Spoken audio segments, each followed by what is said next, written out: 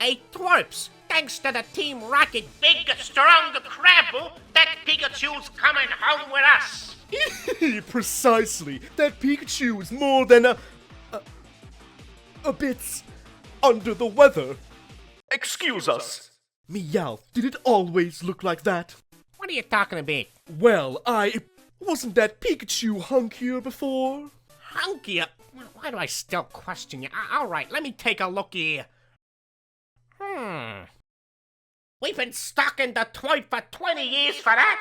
His head's bigger than mine. Yeah, his head's bigger than yours. He could use a cheese boy.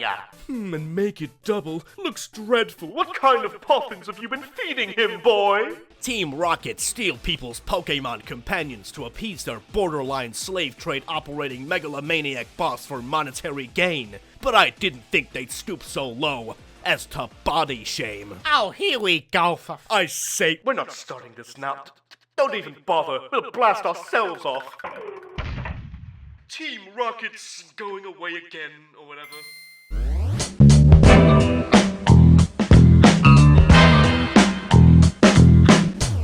The general audience, they love a bit of that Charmander. They love a good fire-breathing lizard, cause at face value, it's a bit more dynamic than a shelled Super Soaker and a toad scientifically on par with a houseplant. Cause fire's the one element of the three you can't really piss around with as easily in real life, so it seems a lot more deadly and interesting than the other two. Oh yeah, I'm gonna rip in on Charizard for being the basic option, the dog filter, the Eddie Sheeran, the oh my god, you're still playing Pokemon. Wait, what?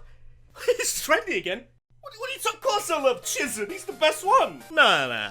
Too easy. I can see why the fire-breathing dragon wasn't the Ringo of the lot, but I want you to take a look at the original Eevee trio. One of these gets roped in as a fan favourite just by being with the original trio to begin with. What's most interesting at face value to new players within the starter trio is the most dead here, because anyone who knows Pokemon knows Flareon is a side man. Oh, the starter Pokemon can't evolve and let's go.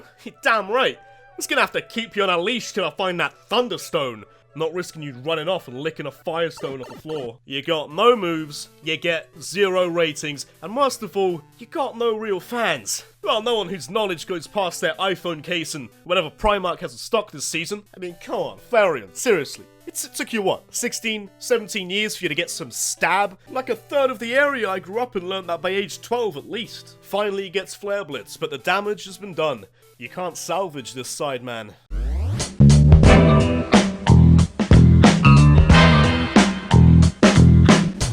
The year, 2006, and while I was living in dodgy ends hustling other kids out of their rarest Yu-Gi-Oh cards, who'd legitimately mug and or stab me past the age of 12 now, Game Freak was scanning the analytics, losing touch with the younger audience. What else kids think they're doing? Growing up like a bunch of nerds, not playing with their Burger King Bulbas anymore. Little bunch of dweebs, I don't like them. But those younger ones they still had going for them. They love a nice, strong-looking pseudo-badass edgelord that taps into the same euphoric segment of their brain that seeing a counter monster does. Game Freak has just the juice to quench the thirst of that demographic. Take a look at this. Oh, we here at Game Freak, we don't just see a pseudo-badass, we don't just see an edge paladin, we see a gold mine.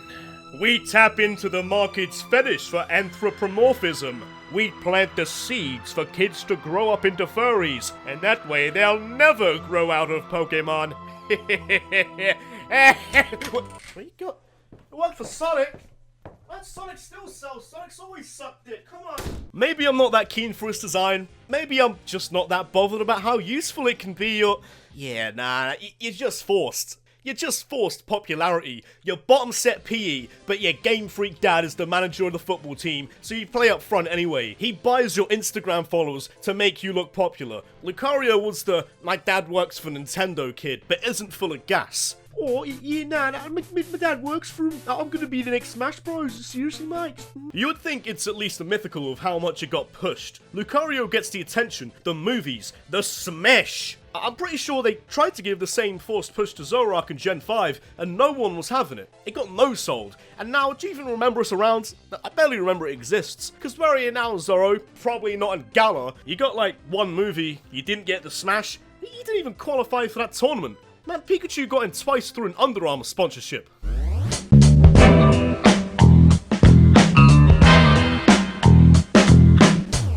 In my experience, the average casual fan actually believes that people blasted themselves off again, overhearing the Lavender Town music, like crackling through their Game Boy speaker. Yeah, I'm gonna leave that in. So convincing the market Gengar's a bigger deal than he really is, that's easy pocket money giga drained from a gullible casual audience. You know, for something that isn't even tangible, he's pretty damn materialistic. Slap his teeth on a shirt, your iPhone case, and your slippers? Your man has slippers. That's a bit overkill, if you're asking me. The amount of royalties this ghost is getting. By the time Gen 8 rolls around, his grill's gonna look like he melted down King Homer into a gum shield. I don't dislike Gengar at all, really. Its design's solid, and he'd kill most Pokemon in its and their own sleep. And now, before you get pissy at me, Gengar's good. Hear me out. Charizard overshadows the other two Pokeballs sat there dust collecting in Professor Oak's lab, but they still both get well-deserved recognition. Gengar's a lot worse to me, purely for overshadowing so many other creative ghosts that are definitely on par and arguably better than it. Chandelure, Spiritomb, Mr1upz, and Gengar's getting all this praise? All this much? Where's my Chandelure light set? Where's my Mr1upz bobblehead? Man, you're not even the best design in your own evolution line. Haunter is the people's champ and gets pushed aside because Gengar's mug looks good. On a mug.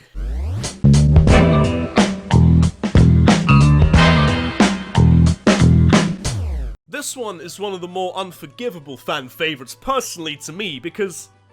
Who am I going with here? No, I can't avoid it. It's the forced mega lols. You like the mode keeps, yes? Those memes that tap into the same segment of my mind at the words doggo and papadoo. And unlike Lucario, Mudkip got popular naturally, so I should be happier with it, but nah, it's not really. It got popular naturally, and then got even more popular through brute force, as the joke got dragged out for a good 5 or 6 years. I should know. Nah, I changed my mind. Mudkip sounds. I'll leave him alone. Charizard's a dickhead. If I'm gonna go in on one of the starters, I'm talking overrated fan favorites. It has to be this big Millhouse energy Lizardon. I know I said earlier, but it's too easy.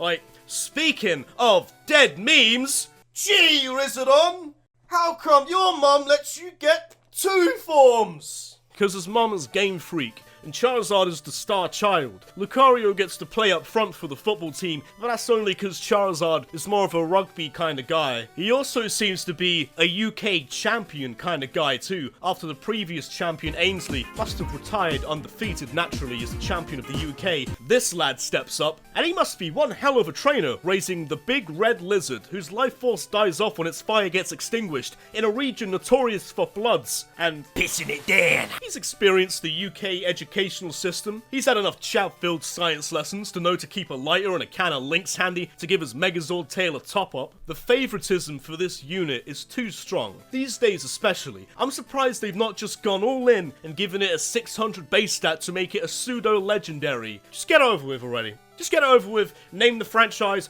Charizard and Friends. Big Red and the Juice Crew. Rizzodon and the Funky Bunch. Just lay it on us now.